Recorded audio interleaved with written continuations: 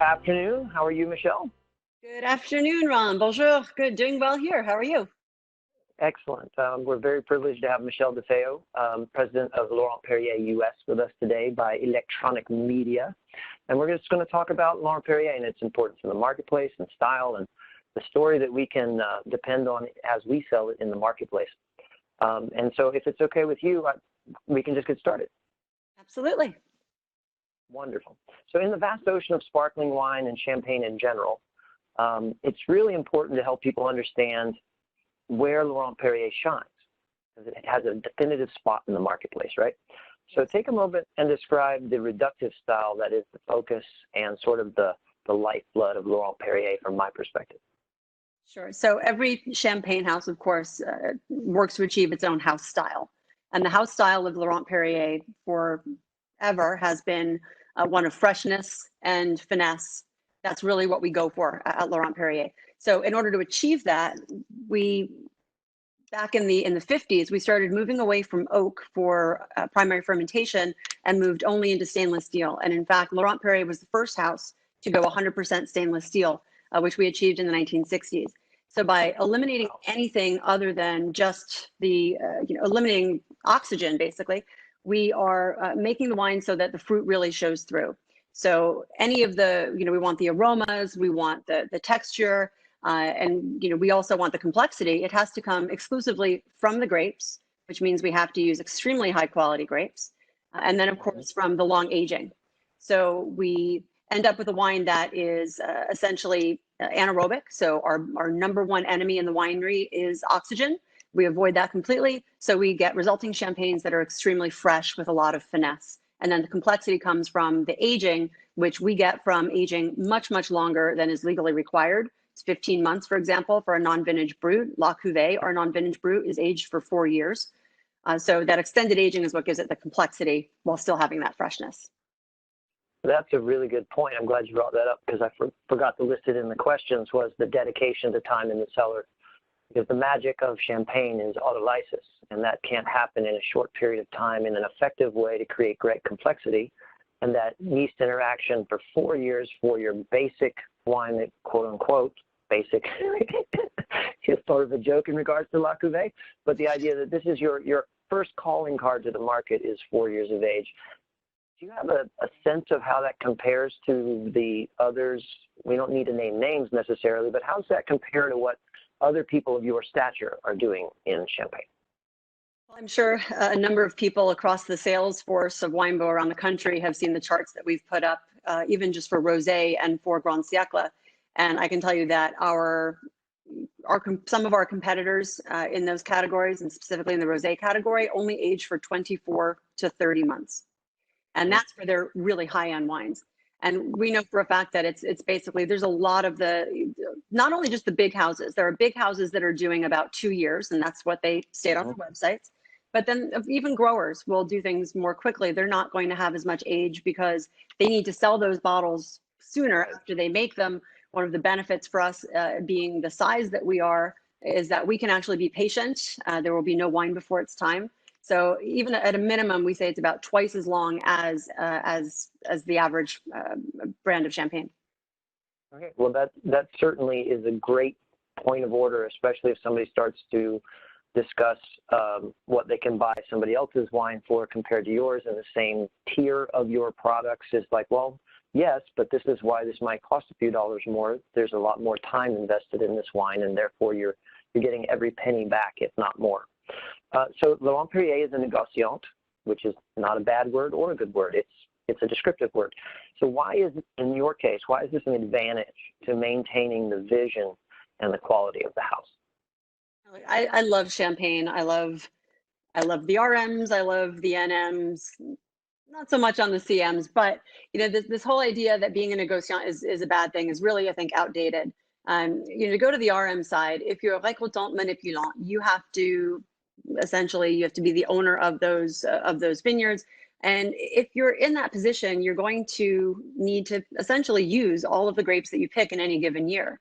By being a négociant, we are able to do a few things.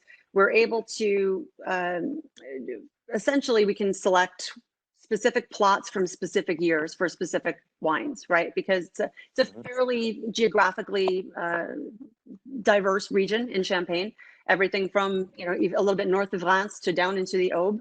So there's a lot of microclimates there. We have a lot to choose from. We actually work with over 1,200 growers. So we can choose the best plots from these different microclimates across the entire region, depending on which year, you know, depending on the climate and the results in each individual microclimate in any given year. And then, of course, we also have the benefit in the after primary fermentation of being able to choose from all of those wines to do our assemblage when we're doing our blends, especially for La Cuvée. We end up with about 120 crus in La Cuvée. And again, we're able to source from wherever to make sure that we're getting things that are of the absolute best quality, that are going to keep our style consistent. And us as being able to make those choices, consistency is very important to us. So we're not going to have fluctuations of vintage. In a non-vintage Laurent-Perrier, you're going to be getting the same thing year after year because of our wide availability of grape sources. And it's important to say as well, we own about 11% of the vineyards that we need in order to make our wines. And as a group, Laurent-Perrier as a group owns multiple champagne brands, only champagne brands. That's all we do at Group Laurent-Perrier. We own Salon on the one hand, and then we also own some tiny, or I should just say some unknown brands in the US that are just sold in grocery stores in Europe. And if there are grapes that we have under contract, at any given time, we can say, you know what, that's not good enough for Laurent-Perrier. We can take that and we have another home for it. And that's something that allows us to achieve the same level of quality from one year to the next.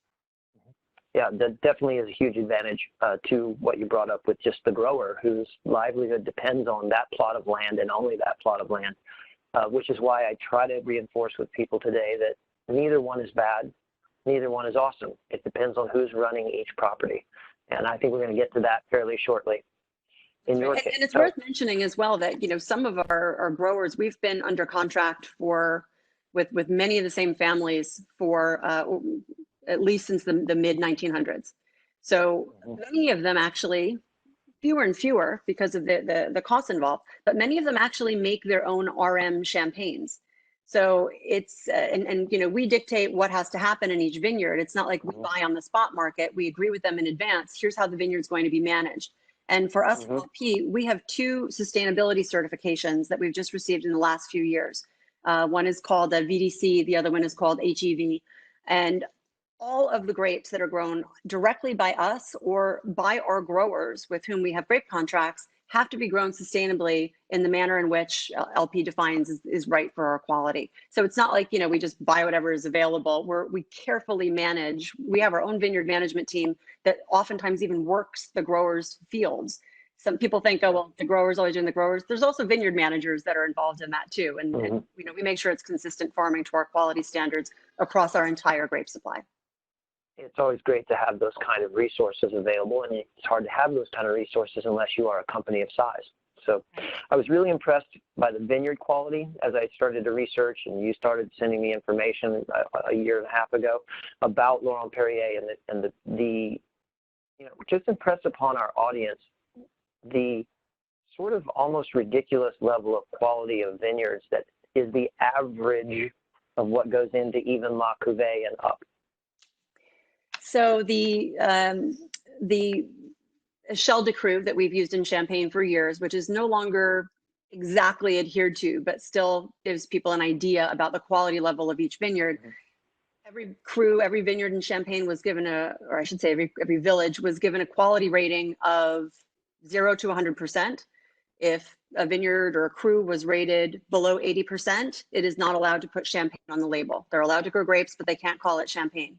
80 to 89 is just able to be called Champagne. 90 to 99 is Premier Cru, and then of course 100 is Grand Cru. And out of the 320 crus in Champagne, there are only 17 that are Grand Cru. We have holdings in all of them, and that we own, and we also have contracts for fruit in all of the Grand Crus. But on average, for all of those, the 1,200 growers that I mentioned, and all of the crus that we source from, which is over 120, the average rating that we have for our grape supply at Laurent-Perrier is 91%, which is Premier Cru. And that includes all the stuff that I mentioned earlier that we determine is not good enough for Laurent-Perrier in any given year. So that is the highest of any house, of any group in the Champagne region. We know that for a fact. Our grape supply is the highest quality. Well, you can't make great wine unless you have great product. And my memory, I didn't look this up today, but my memory was like that La Cuvée is like 93 or 94% on average on its own, but that's like a distant memory at this point. Yeah, it's 90. Good question. I believe it's 94. I'll have to check that. But everything that we do at Laurent-Perrier, if it has the Laurent-Perrier name on it, it is either Premier Cru or Grand Cru. And even the 91%, of course, being the average, but 94 is our lowest. And then, of course, going up to 100%. Rosé is 100%. Grand Siècle is 100%. Our vintage is 100%. And then even our demi-sec is Premier Cru level. Right. As you know, that's what you do as a company. You set a vision and you stick with it, and then everybody will figure it out along the way. So I'm glad you brought up Grand Siècle because there was a change in the labeling now. Tell us about the iteration labeling and what you're accomplishing through it as a company. So since its very inception, I should say, like after World War II, when the current family resurrected Laurent-Perrier after the war, we were only making about 1,000 bottles at the time, and it was all non-vintage brut. And Bernard de Nonancourt, so we're going back a few generations into the family that currently owns it, he decided that the first wine that he wanted to add to the range was going to be a prestige cuvée. He just wanted to start right at the top. So he started doing different trials with his cellar master. And he said, well, I want to make the best champagne that champagne can produce. I want it to really reflect Laurent-Perrier's house style, which is going to be freshness, finesse, but also it's going to need structure because he envisioned very long cellar aging. So in the 50s, he started doing these tests, and every other prestige cuvée in Champagne was a single vintage. And he kept making these vintage trials, and he said, I keep getting something that's really great for a single vintage, but it's only reflecting one really of those hallmarks that I really want to have in our prestige cuvée. So we realized that nature was going to give us some great years, but never the perfect year that would blend those three stylistic hallmarks together. So he decided essentially to create the perfect year. So since its release, first release was 1959, Grand Siècle has always been a blend of three high quality declared vintages by Laurent-Perrier.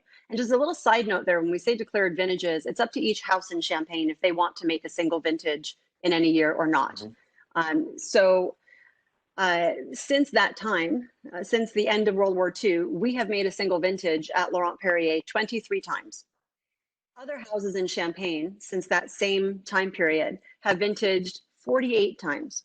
So we're extremely picky in terms of declaring a vintage, a single vintage brut that we're going to make. And then we always blend three of those together to create Grand Siècle. So we've been doing it like that since 1959.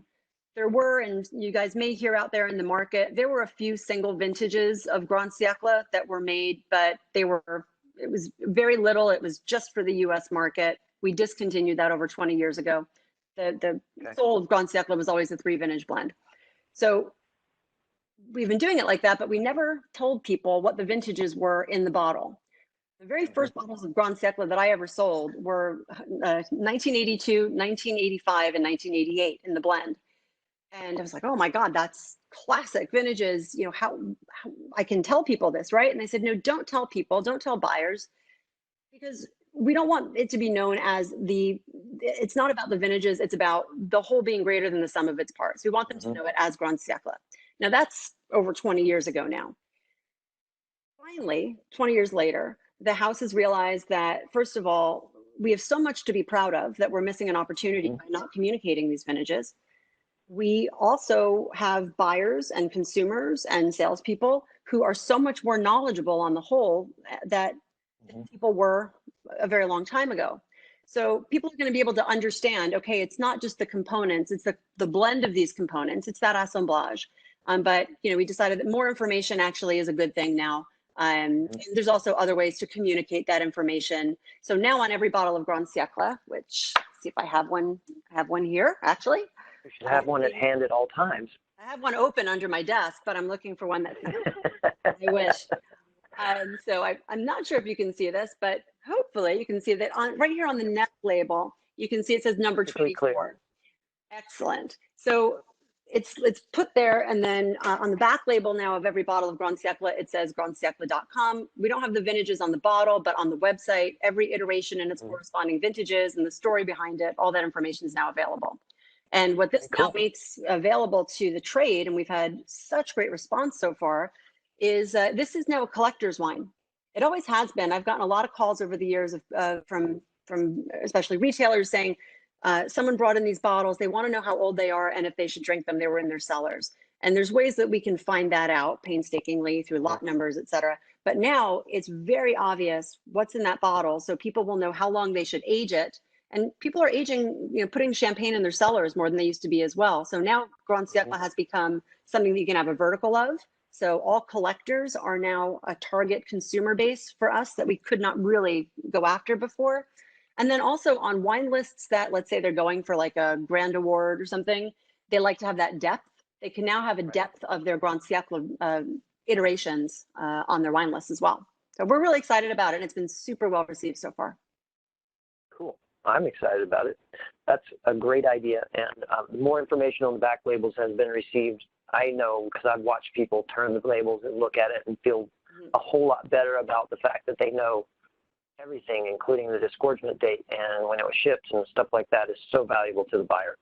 Yeah. So we're not there yet, excited. but we'll keep working on it. Been working on this for 20 years, so give me one more time. A couple more months, maybe.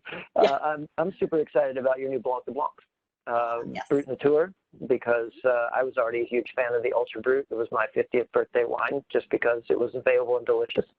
So tell us about this new offering. Why is it being pursued? So this is actually the first totally new cuvée that we've added to the Laurent-Perrier range in 30 years. So it's, we don't take, we're a pretty traditional house. We innovate a lot, but we innovate in a way that always is respectful of our traditions, of our roots in Champagne. To be very honest, most of the innovations, the new products that have been added to the Champagne category in recent years have been demi-sec with fancy bottle wraps and this kind of thing, made in a sweet style for a less educated consumer. That's so not what Laurent-Perrier is. What we have long wanted to do was make a Blanc de Blanc, and we wanted to make it in a Brut Nature way, again, keeping with freshness and finesse, and with no involvement of outside forces other than the grapes themselves. So we wanted to do this, but we had this experience making Ultra Brut, right? So Ultra Brut was the very first non-dosage champagne that was made in the 20th century. The style existed, and Laurent-Perrier made one in the 19th century, but it had completely gone out of circulation, not just for LP, for anyone. So we first released Ultra Brut in 1981, zero dosage whatsoever. At that time, there was no category by the CIVC for a non-dosage or even an extra Brut. So if you've ever wondered when you're studying for different things, you see that Brut is 0 to 12 for champagne. But then you also see Brut Nature is 0 to 3 and extra Brut is 4 to 6. Why is that? Because those categories were added back and later, and it was because of Bernard's efforts lobbying with the CIVC when he released Ultra Brut that those categories came into existence. So we know how to make non-dosage. We've been doing that for a long time. Brut Nature, now we can say. And we also knew how to make Blanc de Blanc. Of course, as I mentioned, we also make Salon. It's the same winemaking team, the same chef de cave who's been making it since 1988. But we didn't have the right grapes, because in order to get a Brut Nature Chardonnay, 100% Chardonnay, you need to make sure those grapes are going to be perfectly physiologically mature with enough sugar and enough balance that you can't add anything to that wine. Even though Brut Nature is 0 to 3, we're adamant at Laurent-Perrier, both for Ultra Brut and our Blanc de Blanc, that it's 0. 0 grams of sugar whatsoever added to that wine, only unfermented must from the same base wine. So finally, in 2004, we were able to acquire some additional vineyards, some Chardonnay vineyards, and some were in the Côte de Blanc, and some were actually on the eastern side of the Montagne de Reims, which of course is known for Pinot Noir. But there's a little area in Montagne de Reims that's actually known as the White Pearl, the Perle Blanche, and it has this perfectly white chalk soil like you would find in the Côte de Blanc. But it has this great exposure on the side of Montagne de Reims. So specifically, there's a village there called Ville-Marmerie, a cru, which is Premier Cru, where we were able to buy some fruit. So we had this fruit finally. We did some tests starting in 2005 and came up with exactly the blend that we wanted in terms of the sites. And then we aged it in the cellars for 6 years before releasing it. So this is what it looks like. You may recognize this bottle. Mm-hmm. You can see that. Snazzy. So it's in the same bottle as the rosé. And just as a slight aside there, Laurent-Perrier as a house used to make Coteau Champenois, which is still wine from Champagne. We made a Blanc de Blanc, 100% Chardonnay. We also made a Bouzy Rouge and what we call the Pinot Franc, which were still red wines. This is a very, very long time ago, and they were put in this bottle shape. So it just made sense when we came back finally with the Blanc de Blanc that we would also put it in the same bottle shape as well. Awesome. So there's a couple of things that I want to cover in separately, and that is that one of the great aspects of Laurent-Perrier is the consistency of quality and style over time. And, you know, wine team longevity is a huge part of that. You addressed grower relationships are a huge part of that, and going back 100 years is plenty of time to do that.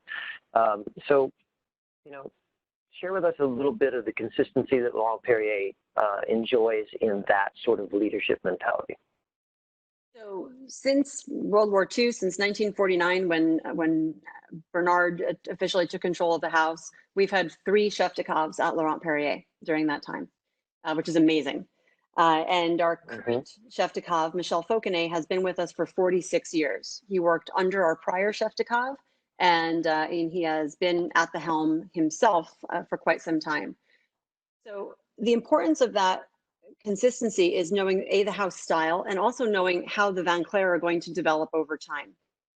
So kind of a little bit of big news, actually. Michel Fauconnet is going to be retiring as chef de cave at the end of this year. And we have our 4th chef de cave of the modern era of Laurent-Perrier who's going to be joining us. I can't tell you this person's name just yet, but on January 1st, they will become the new chef de cave. It's someone who has a lot of experience and a lot of longevity in Champagne, so he knows how Vin Clairs develop. And Michel Fauconnet is going to stay for a while to train him on making sure that everything remains in the Laurent-Perrier house style. So but having that same family, that same stylistic dedication, and certainly the same winemakers is why we're able to be so consistent. No doubt about that at all. And the other unique character I find in Laurent-Perrier, and maybe this is just because I'm the father of 5 daughters, I'm not really sure, but I love the fact that there is a significant proportion of female leadership in this family. Obviously, the sisters own the property. So speak to the empowerment of women within this company, because I have yet to meet one of you in Laurent-Perrier US organization that isn't female. Do you have one hiding somewhere? We do. A few here or there, yeah. All right. Yes, so, there's a lot of powerful women, a lot of dedicated women, I suppose I should say, that have been responsible for moving Laurent-Perrier forward over the years. And really that started in the late 1800s when our first chef de cave died, actually, in an accident in the cellars. And he willed Laurent-Perrier, he was the owner, and he willed it to his wife, who became Veuve Laurent-Perrier. So she, instead of selling it or hiring someone else to manage the house, she actually managed the house herself until she passed away in the early 20th century. She willed the house to her daughter, who then ran it until just before World War II broke out. And then it was purchased by yet another woman, Marie-Louise Lanson de Nonancourt. Now, Marie-Louise Lanson de Nonancourt did not have any daughters, but she did have sons. She was part of the Lanson family, who I know you guys know Lanson at Winebeau. So she wanted a champagne house for her sons to run. So Bernard took control of Laurent-Perrier in 1949 after the war. And he then left the house to his daughters, Alexandra and Stephanie de Nonancourt, when he retired in 2005. So Alexandra and Stephanie have been at the helm since then. During that time, we've become not only the largest female-run house in Champagne, but also the largest family-run house as well. And actually, we have the next generation of the de Nonancourt family just joined us this fall. Some of you may have had a chance to meet her. Lucy Pereira de Nonancourt just joined us. She's on our Grand Siècle dedicated winemaking team, and also will be here in the US to help us talk about Grand Siècle as well. So, and she is the only member of her generation that has joined the house. Okay. Well, all right. Continues. Well, that's right. Let's keep that up. Well, I really want to thank you for your time, and I hope that this will be of great value to our teams. I know that whenever I speak to you, I get excited about Laurent-Perrier, so I'm sure that it won't hurt them at all, and that this will help a great deal as we approach Christmas and Thanksgiving and everything else. So thank you very much. Well, thank you. Great day. To your whole team. So thank you all for doing such a great job representing Laurent-Perrier. If you need anything ever, please don't hesitate to let anyone on my team or myself directly know. We want to help in any way we can. So merci beaucoup. Good luck with the rest of the holidays. Thank you so much.